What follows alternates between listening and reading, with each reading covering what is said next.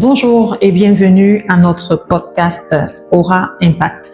Aujourd'hui, je vais vous parler de transfert d'une société de personnes à la société par action, connue sous le nom de la Inc. généralement. Mon nom à moi est Mireille Lavinana, avocate fondatrice du cabinet Aura Avocat. Alors, parlons donc de la transition d'une société de personnes à une société incorporée. Par société de personnes, généralement, vous allez entendre parler d'une société en commandite ou d'une société en nom collectif. Donc, généralement, ce sont ces deux-là qu'on va très souvent rencontrer.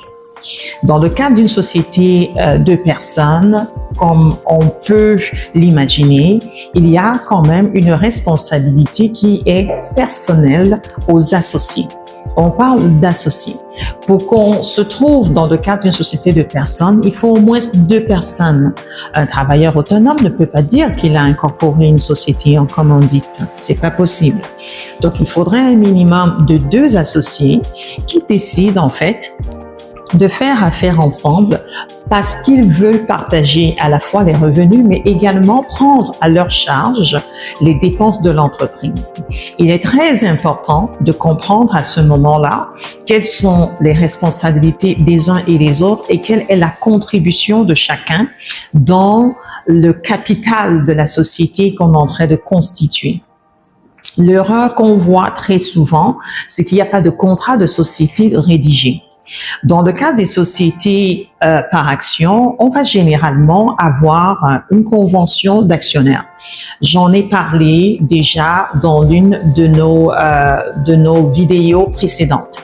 Mais dans le cas d'une société de personnes, il vous faut un contrat de société. Le contrat de société vient définir les responsabilités des partenaires d'affaires, des associés, et également vient définir leur participation et par conséquent le pourcentage de leur part dans la structure qui est mise en place. On peut avoir un enjeu de 40-60%, de 50-50%, 51-49%, etc. Donc, ça va prendre en considération la capacité financière de chacun quant à ce que chacun des partenaires apporte en contribution dans l'entreprise, ou même parfois il va arriver qu'on prenne en considération pour déterminer la valeur de part de l'un des partenaires d'affaires de son apport en industrie. Donc, il faut toujours s'arrêter, rédiger le document parce que autant on a fait une contribution de 60% dans la société, autant on va avoir aussi une participation aux bénéfices à la même proportion, 60%, et parallèlement, on a une charge de la dette qui représente 60% de la dette de la société. Dans le cadre des sociétés de personnes, il n'y a pas du tout de voile corporatif. Donc, l'ensemble des associés ont la responsabilité personnelle des dettes de l'entreprise. Ce qui m'emmène à dire que vos créanciers peuvent saisir vos biens personnels parce qu'il n'y a vraiment pas du tout de patrimoine distinct. Généralement, on va également trouver, et ça c'est très populaire au niveau des professionnels, d'avoir ce qu'on va appeler une SENCRL, une SENCRL. Donc en fait ici, on reste toujours dans le cadre d'une société de personnes, mais on lui a attribué une certaine protection qui emmène la limitation en fait de la responsabilité des associés à leur apport dans la société. Mais je vous ai dit au départ, mon objectif aujourd'hui, c'est quand même de parler de la transition de la société de personnes à la société par action. Parce que parfois, il va arriver, on génère beaucoup de revenus, et on veut entrer dans certaines stratégies fiscales.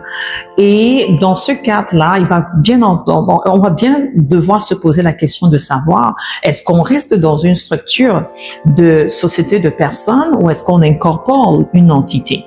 Sachant que dans le cadre de la société de personnes, les revenus après soustraction des dépenses qui permettent d'établir un bénéfice, c'est déclaré au niveau de votre impôt personnel.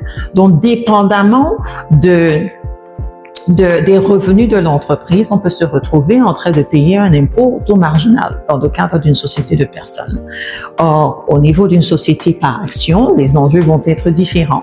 Est-ce qu'on a une masse salariale de 60, 100 000 $, etc.? Est-ce qu'il y a d'autres dépenses qui viennent se déduire et tout pour venir en fait ici je ne veux pas dire mitiger, mais vraiment optimiser l'impact fiscal au niveau du taux d'imposition de la société, qui peut bien sûr varier entre 12 et 20% dans le cadre d'une société par action.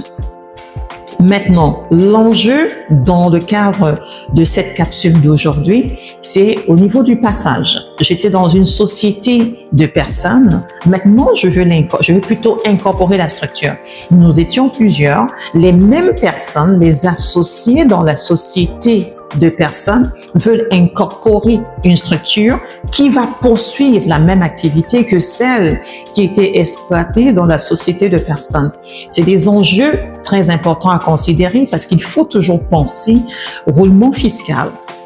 On roule une activité d'une structure à une autre. Parfois, vous allez avoir des actifs que vous détenez dans le cadre de la société de personnes qu'il faut transférer dans la société par action. Une fois de plus, au roulement fiscal. Il y a des enjeux à considérer. Il faut rencontrer un fiscaliste également pour évaluer et remplir les formulaires fiscaux nécessaires qui doivent être déposés auprès de l'Agence de revenus du Canada et l'Agence de revenus du Québec. Maintenant, au-delà de cet impact fiscal à considérer, il faut s'assurer qu'on a retracé également la contribution que les uns et les autres pouvaient avoir dans la société de personnes, dans la société par action. Parce qu'en principe, si nous sommes deux et que l'un avait 60 et l'autre avait 40% des parts dans la société de personnes, en procédant au roulement fiscal, ces associés-là qui deviennent actionnaires dans la Inc. devraient en principe avoir la même proportion de détention des actions dans la Inc.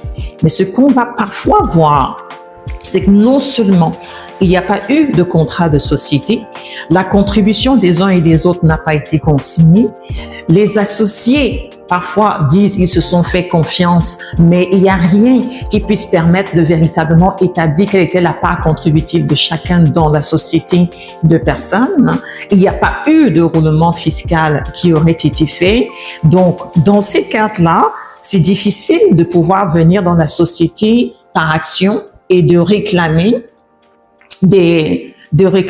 un pourcentage d'actions sans pouvoir forcément justifier la traçabilité de ce pourcentage qu'on est en train de réclamer. Et on les voit très souvent comme avocates en droit des affaires et également exerçant en litige commercial. On les voit beaucoup dans des situations dans lesquelles il n'y a pas eu une structuration de la société de personnes.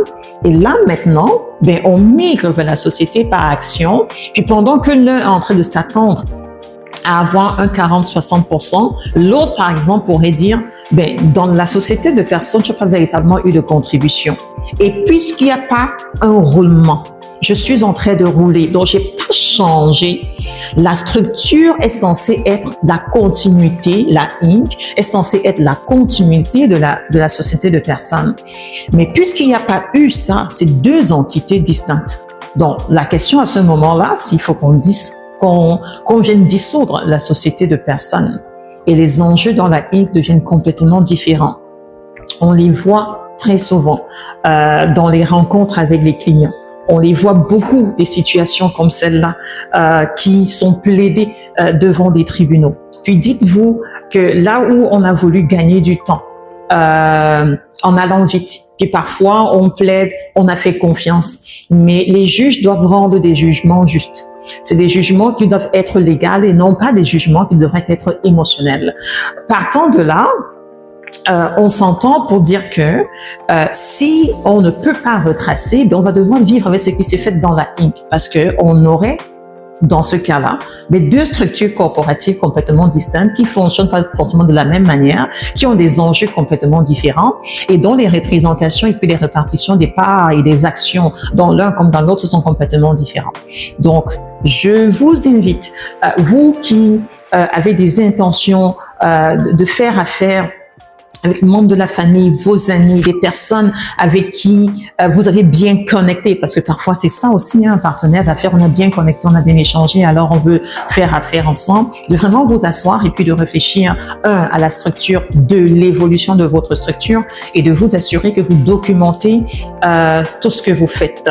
Il coûte plus cher aux entrepreneurs de se faire représenter par les tribunaux dans le cadre d'un litige corporatif que de s'asseoir devant un avocat en droit corporatif et obtenir la bonne information et le document qui à vos ambitions, mais également qui couvre l'ensemble de vos attentes. Voilà, c'était tout pour aujourd'hui. Mireille Lavinana du cabinet Aura Avocat, notre moment Impact.